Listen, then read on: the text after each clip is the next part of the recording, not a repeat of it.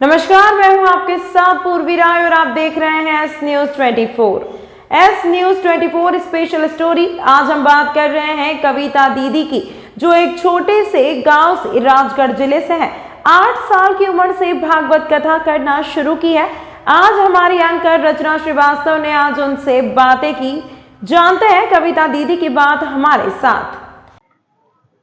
नमस्कार, बहुत बहुत स्वागत है आपका। आप देख रहे हैं एस न्यूज 24 और मैं हूं आपके साथ रचना श्रीवास्तव। और आज हमारे साथ मौजूद है एक ऐसी खास शख्सियत जिन्होंने 8 वर्ष की उम्र में अपने जीवन को आध्यात्म की तरफ मोड़ लिया था। जी हाँ, कविता राजगुरु जी, जिन्हें लोग कविता दीदी के नाम से भी जानते हैं। बहुत बहुत स्वागत है आपका। जय श्री कृष्णा। सबसे पहले आपकी जन्मभूमि और कर्मभूमि के बारे में थोड़ा बताइए। हमारी जन्मभूमि सारंगपुर है, जिला राजगढ़ है। और सारंगपुर की पावन भूमि पर, कपिलेश्वर महादेव की पावन भूमि पर हमारा जन्म हुआ है। जन्म 12 अप्रैल 1996 का है और रामनवमी का जन्म है। और जन्म ऐसी घड़ी में हुआ, मम्मी जी का ऑपरेशन हो चुका था। ऑपरेशन के बाद ही परमात्मा ने भेजा है।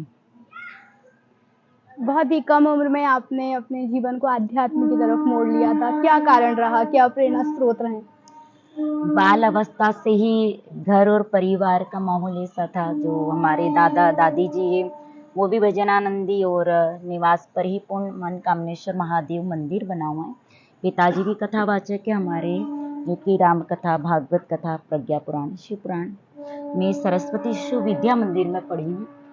द्वितीय क्लास में जब मैं थी, बाल अवस्था से ही पिताजी को जब व्यासपीठ पर मैं देखती थी तो मन में इच्छा होती थी कि मैं भी ऐसी गादी पर बैठूं। तो जब पिताजी को मैं देखती थी तो खूब रोती थी मैं। और जब तक पिताजी की गोदी में नहीं बिठा देते थे, मुझे तो मेरा रोना बंद होता ही नहीं था। तो पिताजी की गोदी में, और बाल अवस्था से ही लोग मुझे उठा करके, गोदी में उठा करके मंच पर ले जाते थे। और ये परमात्मा की कृपा है, ठाकुर जी की कृपा ही बचपन से मिली है। कहीं सीखने नहीं गए हैं, लेकिन केवल गुरु, माता पिता और मेरे ठाकुर जी हैं। कई बार देखा जाता है कि जब हम भक्ति मार्ग को चुनते हैं तो कई तरह की बाधाएं आती है, पारिवारिक बाधाएं। तो आपका क्या अनुभव रहा? परिवार, वैसे मेरा पूरा परिवार सत्संगी है, धर्म से जुड़ा हुआ है। सभी लोग परमात्मा से जुड़े हैं। हमारे जो दादाजी के भाई हैं वो भी संत हैं। 12 महीने ही दूध फल फ्रूट लेते हैं वो, भोजन का स्वाद ही नहीं चखा उन्होंने। तो बचपन से इस माहौल में ढले। परिवार का भी, सभी का सपोर्ट रहा, पूरे परिवार वालों का, माता पिता, दादा दादी, चाचा चाची, सभी लोगों का फुल सपोर्ट मिला मुझे। इसमें कोई बाधा नहीं आई। अगर बाधा आती तो शायद मैं यहाँ तक पहुँच ही नहीं पाती। आगे आपके क्या उद्देश्य है? आगे यही है कि परमात्मा ने बाल अवस्था से चुना है तो धर्म का प्रचार करना है, ठाकुर जी की सेवा करना है, और जीवन भी मतलब ठाकुर जी के चरणों में ही व्यापन करना है। परमात्मा ने चुना है तो उन्हीं की सेवा में ही। आजकल युवाओं को देखा जाता है कि उनके मन में बहुत भटकाव है। सभी ने भक्ति की, ज्ञान की, आध्यात्म की अपने हिसाब से परिभाषाएं बना ली हैं। तो आपके क्या विचार हैं? आप क्या मैसेज देना चाहेंगे उन्हें? आज का दौर देखा जाए तो पाश्चात्य संस्कृति बहुत ज़्यादा हैवी हो रही है। और बेटे बेटियां जो युवा बेटे बेटियां वो भटक रहे हैं। क्यों? क्योंकि उन्हें शास्त्र का बोध नहीं है, शास्त्र पढ़ते नहीं हैं। अध्ययन, माता पिता, थोड़ा सा घर का माहौल भी ऐसा रहता है। और जो हमें मतलब हमारे हित के लिए, हमारे जीवन के लिए जो सही होता है वो हम सिलेक्ट नहीं कर पाते हैं। और युवा अवस्था ऐसी होती है कि हम इस एज को संभाल लेते, इस उम्र को संभाल लेते तो आने वाला जीवन हमारा बहुत अच्छा। क्योंकि युवा अवस्था ही ऐसी होती है जहाँ व्यक्ति बन भी सकता है तो बिगड़ भी सकता है।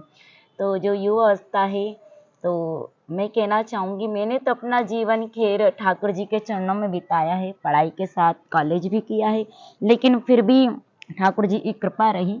और युवावस्थाओं के बारे में, मैं बेटे बेटियों के बारे में कहना चाहती हूँ कि परमात्मा ने ये जीवन दिया है, बार बार नहीं मिलता है। आज हम इस्कॉन मंदिर में जाके देखें तो जो विदेशी लोग थे उन्होंने हमारी भारतीय संस्कृति को अपनाया है। जो माय गॉड कहा करते थे, आज वो देखो तिलक लगा करके, गले में रुद्राक्ष, तुलसी की माला पहन करके हरे कृष्णा हरे राम गाते हैं। तो सर्वप्रथम हमारा पहला सौभाग्य है कि भारत भूमि पर हमारा जन्म हुआ है, जिसको माँ कहा जाता है, तो भारत माँ।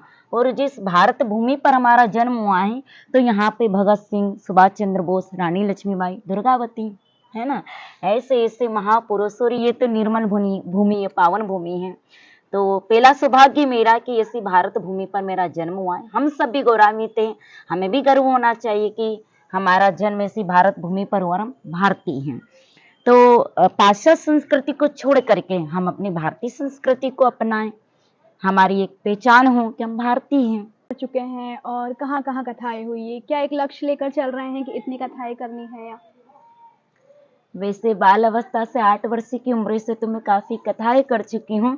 कथाएं तो गिनी नहीं है, लेकिन फिर भी 500 से ऊपर कथा ठाकुर जी की हो गई है।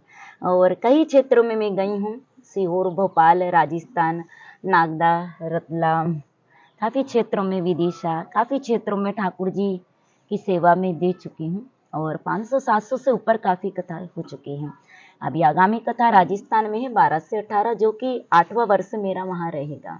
उज्जैन में आपकी पहली कथा थी? उज्जैन में पहली कथा नहीं थी, अनेक कथाएं हो गई हैं। और जो परिवार कथा करवा रहे, द्वितीय वर्ष की पावन कथा थी। वैसे उज्जैन नगरी तो तीर्थ नगरी है, मैं अपने आप को भाग्यशाली मानती, सौभाग्यशाली मानती हूँ कि ऐसी तीर्थ नगरी में आने का मेरा सौभाग्य दोबारा मिला है। और महाकालेश्वर जी के चरणों में सेवा का अवसर मुझे प्राप्त हुआ है। और इस नगरी की मैं जितनी प्रशंसा करूं उतनी ही कम है, क्योंकि पुण्य भूमि है, देवभूमि है। और ऐसी देवभूमि पर मेरा पधारना ये मेरा सौभाग्य है। आपके गुरु कौन रहे हैं? पंडित राम शर्मा आचार्य जी, शांतिकुंज, हरिद्वार। और माता पिता, दादा दादी रहे हैं, मैं उन्हीं को ही मानती हूँ।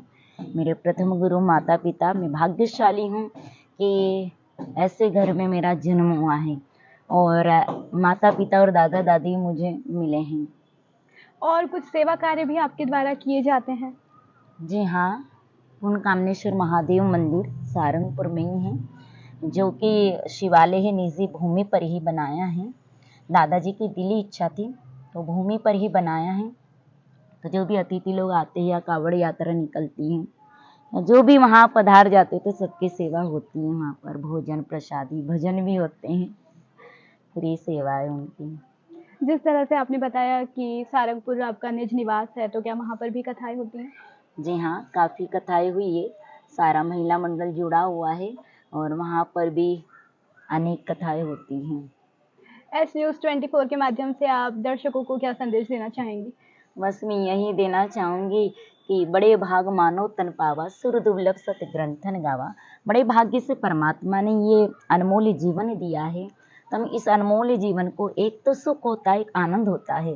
तो सुख जो बाहर की चीज़ों से हमें प्राप्त होता है, लेकिन आनंद जो हृदय से प्राप्त होता है। तो आनंद केवल आपको पाना है, तो आनंद केवल आपको परमात्मा के चरणों में, सत्संग में और धार्मिक वातावरण में ही आपको आनंद मिलेगा। और जो आनंद आपको मिल जाएगा ना, उस आनंद की बात ही बहुत अलग रहेगी। चलिए, बहुत बहुत धन्यवाद हमारे साथ जुड़ने के लिए। तमाम महत्वपूर्ण खबरों के लिए देखते रहिए एस न्यूज़ 24।